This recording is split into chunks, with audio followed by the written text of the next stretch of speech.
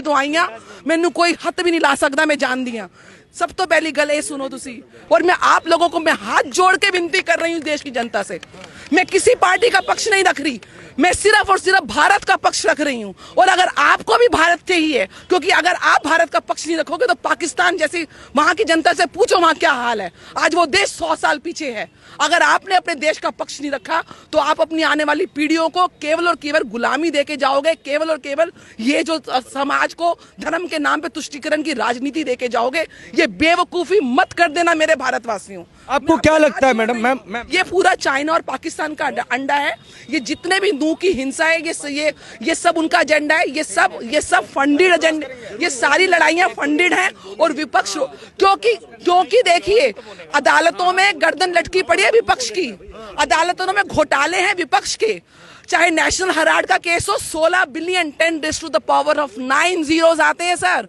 ये घोटाले किए हैं राहुल गांधी एंड फैमिली ने, चाहे बोफोर्स हो, चाहे उसको, और जो भारत माता की मृत्यु पे जहां संसद में इनके लिए तालियां बजाते हैं। भारत माता की मृत्यु तो 1947 में आदरणीय प्रधानमंत्री जवाहरलाल नेहरू ने कर दी थी, हिंदू और मुसलमान में जब देश बांटा उस समय कर दी थी। जब सरदार वल्लभ भाई पटेल को इलेक्ट किया गया था तो आपने अपनी सिलेक्शन को प्रायोरिटी दी। उस समय हत्या कर दी थी जब 1984 में राइट्स हुए थे, उस समय कर दी जब दिल्ली में यहाँ पे नसबंदी हुई थी, जब इमरजेंसी लगाई गई थी। मैं आपसे निवेदन करती हूँ, ये सारा इंटरनेशनल एजेंडा है और इंटरनेशनल एजेंडा के ये एजेंट्स हैं जो विपक्ष में बैठे हुए हैं, क्योंकि इनकी जो रोटी है वो उनसे सिकती है और क्योंकि इनके ऊपर दुनिया भर के केस हैं। ईडी की बात करते हैं, ईडी बिना एविडेंस के किसी के घर नहीं जा सकती, बिना आग के कभी धुआं नहीं उड़ता। अगर ईडी की रेड होती तो आज योगी जी के घर भी होती, तो मोदी जी के घर भी होती। नहीं करा ना घोटाला तो नहीं है रेड। इसको ये इतना सिंपल है। ये गवर्निंग टूल्स है सरकार के जो हर निष्पक्ष होकर काम करते हैं। बहुत निवेदन है, ये एजेंडा पाकिस्तान चाइना का है और ये विपक्ष उनके साथ मिला हुआ है। भारत को बर्बाद करने का इंटरनेशनल एजेंडा है जिसमें इन्होंने हाथ मिला रखा है। वरना कौन ऐसा देशभक्त होगा जो विदेशी भूमि में जाके कहेगा कि हमारे देश में लोकतंत्र मर गया है। लोकतंत्र मरता तो क्या कर्नाटक में आप जीतते? लोकतंत्र बोलता है तो अविश्वास पत्र, विश्वास जो प्रस्ताव है केवल इनका है। मैं जानती हूँ जनता का विश्वास, जनता का विश्वास, जनता का देश का विकास, जनता का साथ और जनता का प्रयास पूर्ण रूप से राष्ट्रहित में है। राष्ट्रहित में इस समय ये दो ही लोग हैं, मोदी और योगी और अमित शाह एंड टीम। उसका आप सपोर्ट करें और आने वाला भविष्य देश का उज्जवल करें और आने वाली जनता को ये दें कि हमारे लिए भारत माता के सम्मान से ऊपर कोई सम्मान नहीं है। अच्छा मैम, मेरी बात तो चूंकि मेवात पर होनी थी, इंट्रो हटा दीजिएगा क्योंकि आप पूरे मुद्दे को इलेक्शन से कनेक्ट कर रहे हैं। मैम, आज संसद में जब राहुल गांधी बोल रहे थे तो उन्होंने कहीं ना कहीं प्रधानमंत्री नरेंद्र मोदी की तुलना या भारतीय जनता पार्टी की तुलना रावण से कर दी। उन्होंने कहा कि रावण कुंभकर्ण और मेघनाथ को सुनते थे, ये जो हैं वो अमित भाई और अडानी जी को सुनते हैं। पूरे फॉर्म में नजर आया, नरेंद्र मोदी को घेरने की कोशिश की। बोला बताओ मेरे भारत माँ की हत्या हो गई। रावण के तो 10 सिर थे, भगवान राम का 1 सिर था। वो 1 सिर बीजेपी के पास है, वो नरेंद्र मोदी जी का है। इनके पास 26 सिर आ चुके हैं। तो रावण का दहन होता है। रावण ये 26 सिरों वाला जो टूटा हुआ I.N.D.I.A है, ये जो तुकबंदी है भैया, यूएसए को यूनाइटेड स्टेट्स ऑफ अमेरिका बोलते हैं, ऊसा नहीं बोलते, ठीक है? यूके को यूके बोलते हैं, उके नहीं बोलते हैं, यूएई को उई नहीं बोलते हैं। तो कृपया करके I.N.D.I.A को ऐसे ही बोलो, इंडिया बोलना बंद करो। ये भारत माता का अपमान है, सबसे पहली बात ये घमंडिया है। और दूसरी तरफ रावण ये है जनाब जो 26 अलग अलग सन है। अभी तो जब देखना कि अभी तो सीट की लड़ाई होगी, मैं अभी तो कहेंगे, उधर से ममता बहन कहेंगी अरे राहुल भाई हमने सहयोग दिया, हमें आन दो, उधर से अखिलेश जी को करेंगे। ये रावण के ये सर हैं।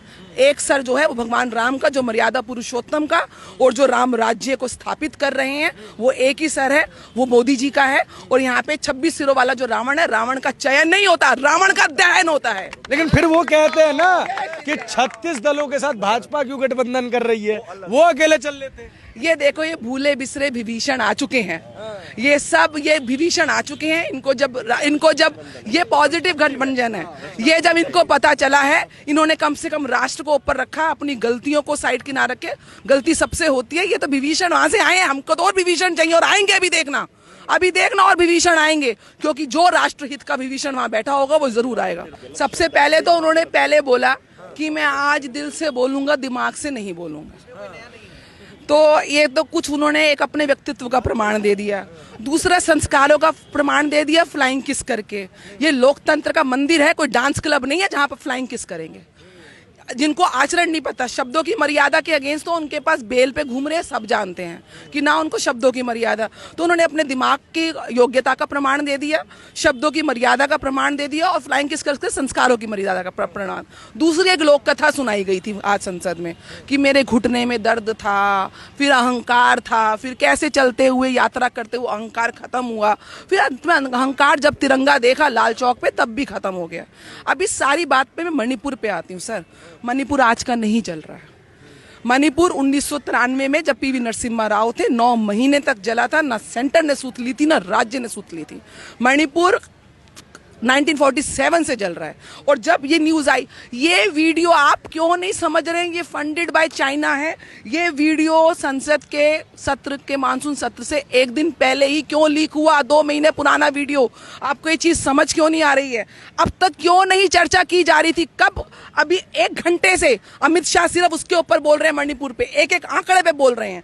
17 जुलाई के बाद 35,000 से ऊपर सैन्य सुरक्षा कर्मी वहां पे तैनात हो चुके हैं, बफर जोन बन चुकी है। सीबीआई इंक्वायरी आएगी, आप भी यही है, मैं भी यही हूँ। चाइना की इन्वॉल्वमेंट, पाकिस्तान की इन्वॉल्वमेंट और विपक्ष की इन्वॉल्वमेंट ना निकली तो आप मेरा नाम बदल दीजिएगा।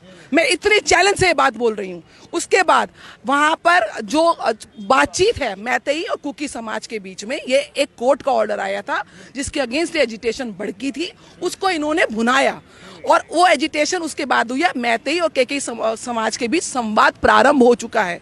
और ये जो इन्फ्लेटेशन, ये म्यांमार का जो बॉर्डर है, ये इतना बड़ा बॉर्डर, ओपन बॉर्डर था, यहाँ से चाइना के लोग आके ये हिंसा करके गए हैं जो प्रायोजित था, और वहां से वापस गए हैं। बॉर्डर्स में फेंसिंग स्टार्ट हो चुकी है और जो लोग आते थे अवैध तरीके से, उनकी बायोमेट्रिक आइडेंटिफिकेशन स्टार्ट हो चुकी है।